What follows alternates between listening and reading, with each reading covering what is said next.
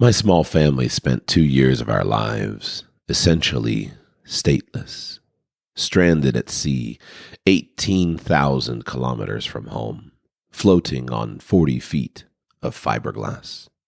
Freedom to transact literally became a matter of life or death.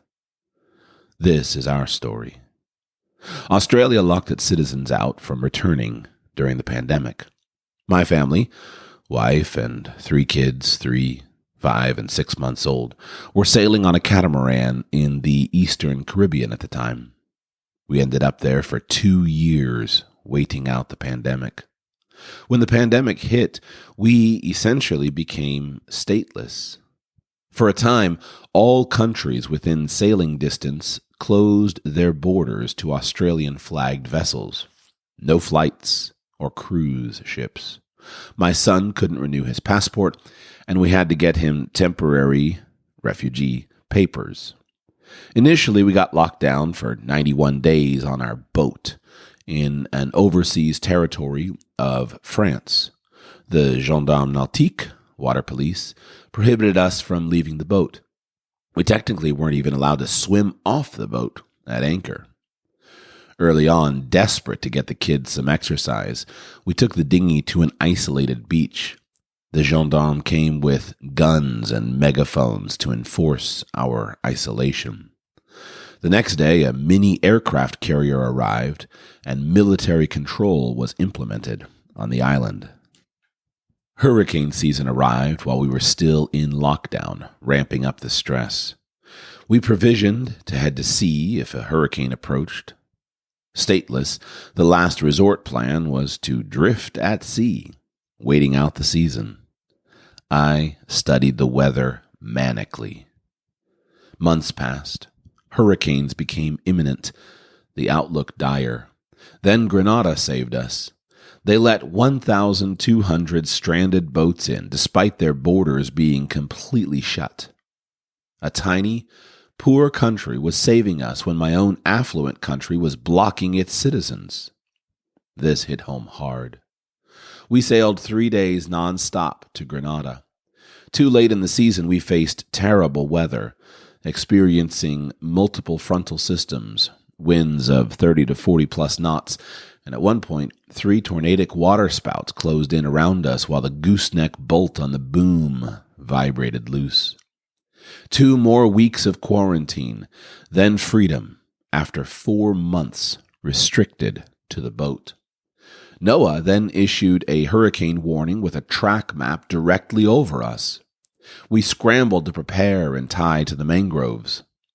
Thankfully, it fizzled out and passed just south of us. As time went by, we became forgotten citizens. Freedom to transact issues began to arise. We had been living in Canada for the 3 years prior on global expert visas. Canada had also locked us out. It remained open to citizens and permanent residents, but not to work visa holders. Our Canadian bank cards expired, and we needed to be physically in Canada to activate new ones. Subsequently, our online banking account was suspended for suspicious activity. Again, we were required to go into a branch to remedy, which was impossible. Our Australian bank access also became restricted.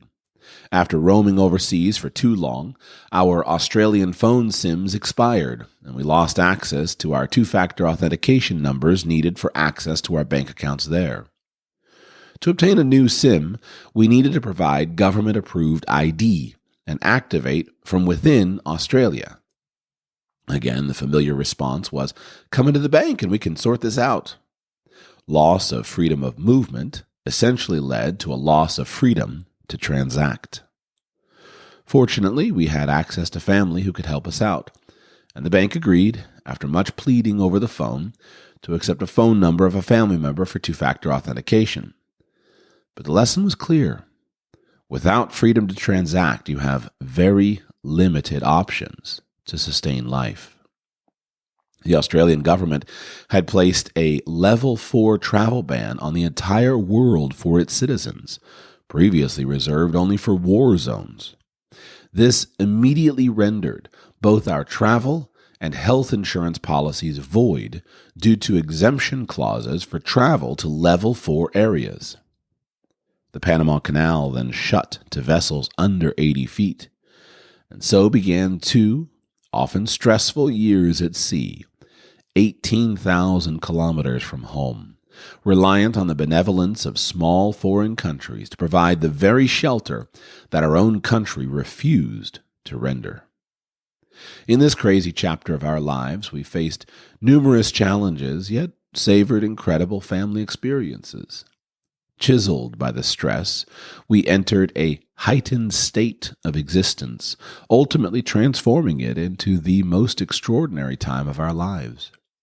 Navigating through immense technical and geopolitical intricacies, we journeyed using little more than wind across 15 countries and territories during the pandemic.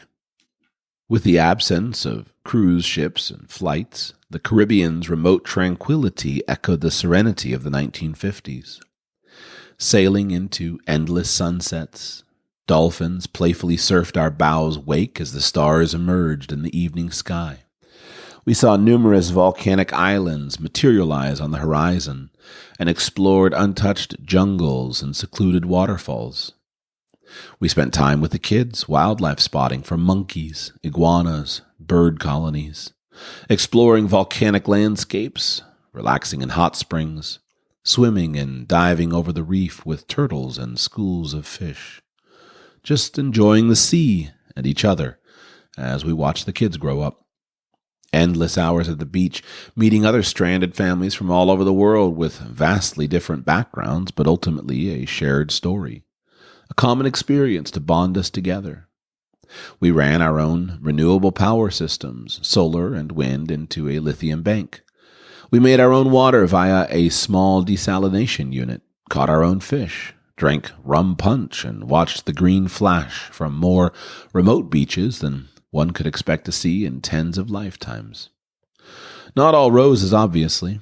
The flip side was the challenges of raising a baby girl and 2 boys, including doing homeschool in a confined space. Coming up to speed under duress as landlubbers with the realities of sailing, navigation, weather routing, and all boat systems. Constantly working on the seemingly infinite list of boat maintenance jobs. Endless time spent provisioning and looking for parts. Fitting in the time to work remotely to keep us alive financially. Dragging anchor in midnight squalls, having other boats drag around you. Enduring sleep deprivation from anchor alarms and a breastfeeding infant, we somehow persevered on multi-day sails without access to additional crew, testing our limits. We then faced extended lockdowns and quarantines everywhere upon arrival. The mental angst of that initial 91 days of lockdown in the hurricane belt, hoping that borders would open somewhere for Australian-flagged vessels before the hurricane season started, will be with me for life. Certainly the hardest thing we have done as a family. The 18 months that followed was a sublimely beautiful, yet at times crushingly difficult. In hindsight, the most meaningful time in our lives. When we finally made it home to Australia after 2 years floating on 40 feet of fiberglass, it felt like an alternate reality. People at home stressing about the smallest of issues and arguing over trivial things. The Australia I left, a nation of prolific travelers, was now scared of foreigners in a way I had never thought possible in my life. Something had been lost in the population here. They had their own lockdown trauma. In a bizarre way, being stranded at sea liberated us from it. Forged by circumstance, intermeshed into the physical world around us, our preconceived boundaries of what was possible in life physically and emotionally had been removed. Yet in other ways, it led to a kind of PTSD reintegrating into society. Everyone took for granted simple freedoms like freedom of movement, freedom to always be able to return to your home country, and freedom to transact. We knew firsthand how fragile it all was. I held back releasing ocean work or even this story as I needed time to process the experience. After 2 years of being back on land, I created the Intrepid Ocean series to attempt to work through these thoughts and emotions. The experience highlighted the fragility of the global norms and governance systems we take for granted. Now, after 3 years back in Australia, we are heading back to our boat in the Caribbean to finish what we started. The kids are now 4, 8, and 10. So here we are again on the precipice, about to jump off, to find out who we truly are as individuals, as a family. The essay I have just read to you was a Twitter post by an account named Intrepid. The handle is @intrepid_P. Intrepid also answered a couple of questions that were asked by listeners that I think are really useful and illuminating. Angie says, I can't believe Australia locked you out. Was there a specific reason? My cousin had been in America for over 10 years, and it took a while, but he flew back into Australia after maybe 5 months into the pandemic. Intrepid responds, it's complex, but essentially, initially, in the first 6 to 8 months, there were no flights out of where we were. The airport simply shut on the small island nations. By the time they relaxed and opened up, the quotas into Australia had been reduced and then reduced again and were as low as 3,000 per week, with over 50,000 Australians registered with DFAT, and probably 4 times not registered wanting to come home. This drove flight prices to astronomical levels, peaked at 80,000 Australian dollars per person from London. Not, obviously, an option for 5 of us to spend $250,000 flying home. The reality was Australia kept granting exemptions for critical business trips out of Australia, and most of the 3,000 cap was taken by high-priced business travel for whom paying $50,000 was not an issue. Stark contrast to the New Zealand system, where they ran a lottery ticket system to come home rather than let the market decide who could pay to come home.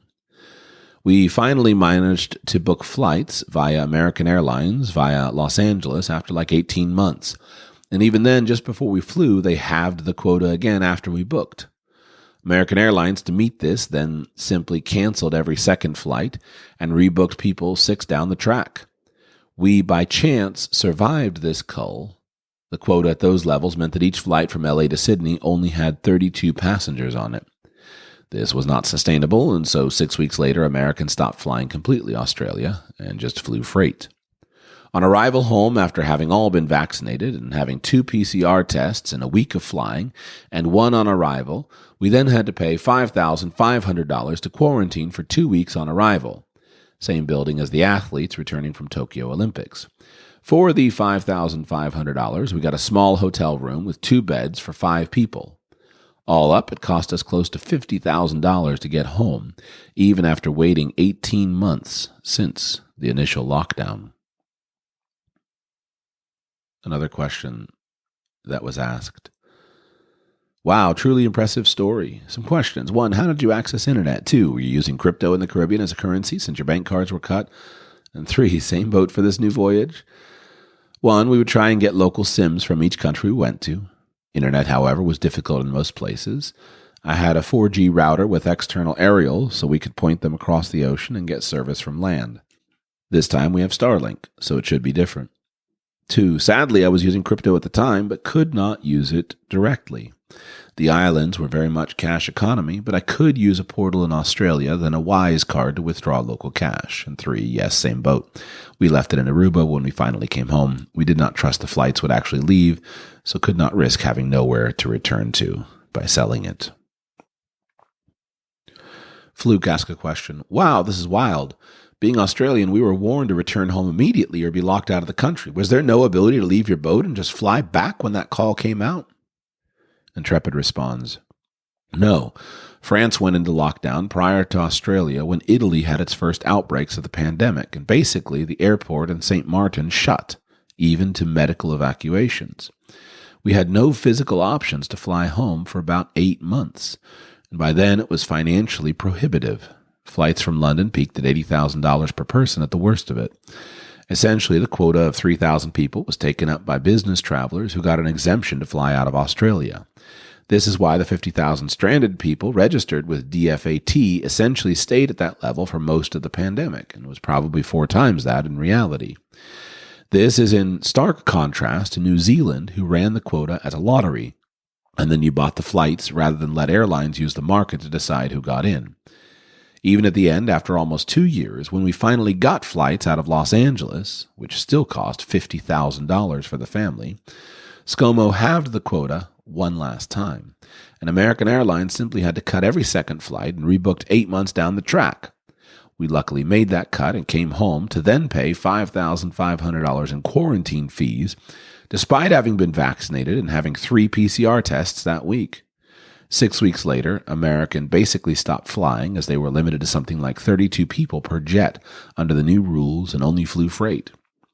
To be honest, that was one of the most frustrating things coming home. When people had this view like, we gave you 4 weeks to come home. And it's like, FFS, there is no way a lot of people could come home. The French side of St. Martin does not even have an international airport, and they closed the border to the Dutch side. So even if it remained open, there would have been no way to cross. So I'll stop with all the questions, although I thought it was interesting to talk about.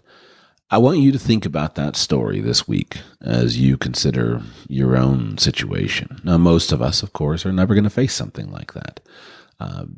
Probably it'll be a few more decades before another pandemic comes, maybe 50 years, who knows. And a global pandemic is a unique risk. It's the only thing that I can come up with that results in a global closure of borders and such all at the exact same time. It's the only thing that I know that has that globally simultaneous impact. There are many other things that can affect regions, but the only thing I've ever come up with that has that simultaneous global impact is a pandemic. But it's good to stress test and think about, well, what happens in terms of how do you prepare for that? And what you see is the importance of being prepared to be isolated. That leads to physical preparedness. But more importantly, in this case, you see the importance of backup plans from a documentary perspective. This particular writer, Intrepid, you would think that he was pretty well squared away. Had a great passport from a great country, Tier A passport, had the ability to go and live and work in Canada. That's a good start, and yet found himself completely trapped because it wasn't good enough. And I tell you what, the pandemic was definitely motivating to me and a whole lot of other people to make sure you don't only have one residence, but you have multiple countries that you can legally go and live in. In most cases, I think that tourists are treated better in countries than residents are. But when it comes to access to a country, residents are treated ineffably better than tourists. So you want to have high-quality residencies, and you want to have multiple citizenships, if at all possible. Multiple places where you can go and live and be treated like a citizen. And the basic value of citizenship is unrestricted right to enter a country. How Australia got around with restricting that right is something that is interesting to look at. They didn't restrict it legally. They used the market to enforce their restrictions. And so they said, Australian citizens can come back. But they highly limited the entrance of people. And then because Australia is such a remote destination, they said, you can come back. And of course, you'll do 2 weeks of quarantine in an expensive hotel camp that we're going to set up for you. But then they use the market to limit the flow of people. And so it was quite an interesting workaround where they forbade their citizens' entrance for a time, and then they used the market conditions to keep them low. So Australians, that should affect you dramatically in terms of how your government handled that. Anyway, I don't have anything more to say. Just wanted to share that interesting story. I'll link it in the show notes, published on Twitter 2 days ago. In closing, make sure to go, and if you're interested in thinking about and planning for solutions and talking with me about this, etc., go to expatmoney.com/radical, expatmoney.com/radical. Sign up for my event that I'm running in Panama City, Panama in January 2024, expatmoney.com/radical. Sign up today.